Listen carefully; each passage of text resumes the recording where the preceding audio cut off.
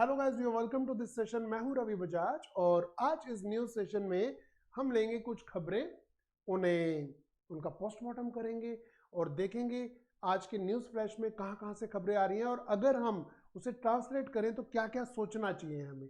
तो आइए बिना देरी के शुरू करते हैं। आज का पहला न्यूज हम ले रहे हैं क्रिकेट प्लेयर सुरेश रैना के बारे में। देखिए, सुरेश रैना ने आईपीएल से अपनी आकस्मिक वापसी के बाद सीएसके शिविर में दरार की अफवाहों का खंडन किया।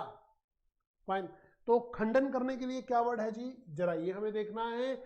और आकस्मिक। फाइन, आइए जानते हैं न्यूज क्या है। आप भी सोचिए कि आपको ये न्यूज बनाना हो तो क्या क्या सोचेंगे।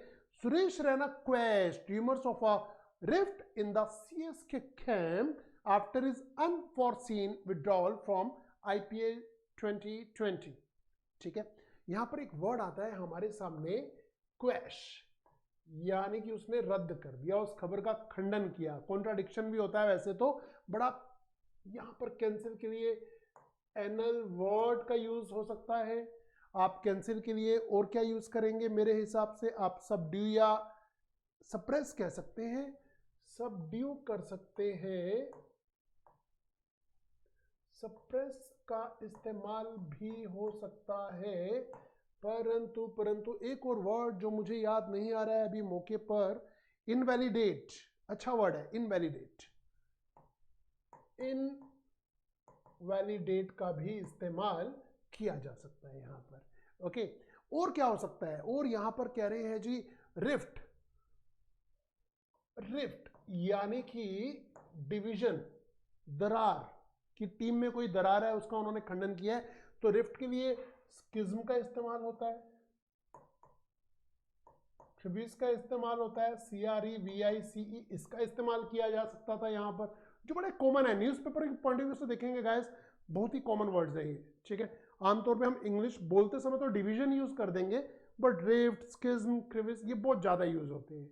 अच्छा, फिर और देखते हैं जी अनफोर्सीन के लिए क्या यूज हो सकता है। आकस्मिक, आप बहुत सिंपल है जी, इसके लिए अनएक्सपेक्टेड कह सकते हैं, सोचा ना था और ये हो गया, अनएक्सपेक्टेड का इस्तेमाल किया जा सकता है। और क्या यूज हो सकता है अनएक्सपेक्टेड के लिए? आप अनएंटिसिपेटेड भी तो कह सकते हैं,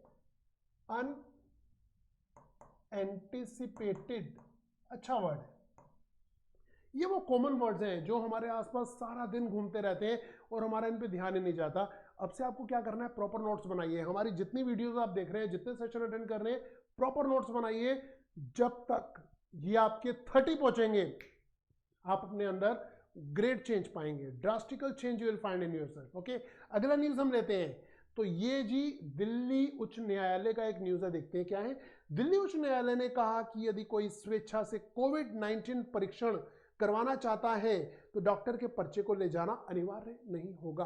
भाई अनिवार्य तो आप जानते हैं जी कंपलसरी होता है, नेसेसरी होता है, और स्वेच्छा के लिए वॉलंटरी यूज कर सकते हैं। आइए देखिए न्यूज में क्या आया था वो देखते हैं। The Delhi High Court said that carrying a doctor's prescription shall no longer be mandatory if anyone wants to voluntarily take the COVID-19 test। यहां पर हमारे सामने वर्ड आता है जी मैंडेटरी। मैंडेटरी का मीनिंग अभी मैंने बताया, जरूरी हो गया है, तो दिस इज नेसेसरी तो है ही है, बड़ा कॉमन वर्ड है। ऑफिशियली जब देखते हैं तो मैंडेटरी ज्यादा अच्छा वर्ड है। मैंडेटरी के लिए और क्या यूज हो सकता है? कंपलसरी कह सकते हैं। बट अगर आप मुझसे पूछेंगे पर्सनली तो मैं बोलूंगा मैंडेटरी ज्यादा अच्छा वर्ड है। ओके, यहां हम वॉलंटरी के लिए क्या यूज कर सकते हैं जी? अब यहां पर विलिंगली का इस्तेमाल कर सकते हैं, विलिंगली इच्छा से, स्वेच्छा से। तो यहां पर हिंदी में क्या यूज हुआ? स्वेच्छा से, तो विलिंगली का इस्तेमाल किया जा सकता है। ठीक है, इंटेंशनली यूज कर सकते हैं आप यहां पर, तो अच्छे वर्ड है। But mandatory is good, necessary compulsory से मैंडेटरी ज्यादा सही रहेगा अगर न्यूज की और ऑफिशियल इंग्लिश की बात करें तो यही चीज होती है, जब हम इंग्लिश बोलते हैं तो चल जाता है कुछ भी, बट जब ऑफिशियल लेटर, आर्टिकल और ऐसे लिखना हो तो इन वर्ड्स की वेटेज ज्यादा रहती है। ओके, आगे बढ़ते हैं अगले न्यूज पर। तो कोरोना वायरस के लिए आ गया, डरना होगा अब तो हमें। कोरोना वायरस के लिए अभूतपूर्व सुरक्षा उपायों के बीच संसद का मानसून सत्र आज से शुरू किया गया। कौन सा सत्र? मानसून सत्र शुरू किया गया। आइए देखते हैं इंग्लिश में न्यूज क्या दे रहे हैं हमें। The monsoon session of parliament begin today amid unprecedented safety measures for corona virus. यहां पर आप देख पा रहे हैं एमिड, एमिड का मीनिंग है के बीच में, तो यहां एमिड यूज हुआ है, यहां पर बीच, तो यहां पर आप ड्यूरिंग कह सकते हैं। बहुत सिंपल है जी, ड्यूरिंग,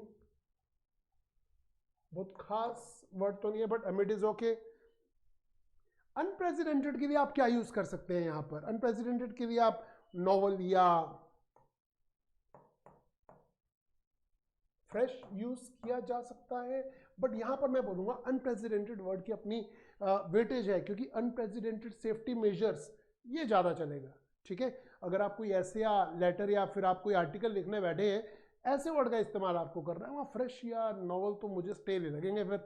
ठीक है, तो यहां पर और कोई चीज हमें परेशान नहीं कर रही है, क्योंकि ये पास्ट इंडेफिनिट टेंस है तो उसने सेकंड फॉर्म यूज किया है। ओके फाइन, यहां तक कोई दिक्कत नहीं थी। ठीक है जी, एक लास्ट न्यूज लेते हैं आज का। देखिए, विस्तृत पूर्वाभासों के बावजूद संसद के नए सत्र के पहले दिन पर तब भी एक अवास्तविक दृश्य था। अवास्तविक क्या होता है जी? अवास्तविक दृश्य क्या होता है? और कोई ऐसा वर्ड? बावजूद, अभी अभी बताया था आपको, शायद बावजूद, डिस्पाइट कह सकते हैं। तो आइए देखते हैं यहां पर। डिस्पाइट आ गया जी। Despite the elaborate rehearsals it was still a surreal scene on the first day of the new sessions of parliament, new session of parliament. Okay, तो यहां पर एक वर्ड यूज हुआ है जी, हिंदी में हम कह रहे हैं अवास्तविक, तो यहां पर यूज हो रहा है जी सरियल। सरियल का मीनिंग क्या हो गया? देखिए, इसमें एक रियल वर्ड आ रहा है, तो आप इसे अनरियल भी तो कह सकते हैं, आप इसे अनरियल कह सकते हैं या फिर सरियल, अनरियल, रियल दोनों में आ रहा है, बट लैंग्वेज ये बता रही है कि एक ऐसा सीन जो हमने सोचा नहीं था, तो कहीं ना कहीं थोड़ा सा नेगेटिव हो रहा है। आप बिजारे वर्ड का इस्तेमाल कर सकते हैं, बिजारे, अजीब हो जाता है कभी कभी। और यहां पर आपको क्या देखने को मिल रहा है? इलेबोरेट देख रहे हैं आप। इलेबोरेट के लिए कौन सा वर्ड ज्यादा यूज करेंगे? मैं तो करूंगा यहां पर डिटेल्ड, डिटेल्ड वर्ड ज्यादा अच्छा लग रहा है मुझे। ठीक है, तो पास्ट इंडेफिनिट है, फाइन, ओके, किया गया या दृश्य था, नो, ये पास्ट इंडेफिनिट नहीं है, that was a scene over there. Okay, तो इसी तरह से बस प्रॉपर नोट्स बनाइए, हमारे न्यूज को वहां पर लिखिए, हिंदी और इंग्लिश। जिन वर्ड्स को मैं डिटेल में दे रहा हूं उन्हें जरूर लिखिएगा, बहुत फायदेमंद रहेगा आपके कॉम्पिटिटिव एग्जाम की ओर से तो रहेगा ही रहेगा, और वैसे भी if you have to speak good English तो उसके लिए हाँ, लोग आपकी पीछे से तारीफ करेंगे अगर ऐसे वर्ड्स आप यूज करने वाले हैं। तो चलिए, इस सेशन में इतना ही, और अब हम मिलेंगे अगले सेशन में कुछ और नए न्यूज के साथ और कुछ और नए वर्ड्स के साथ। Till then, good bye and take care. Buland Bharat की बुलंद तस्वीर, हमारा बजाज, हमारा बजाज, हमारा बजाज।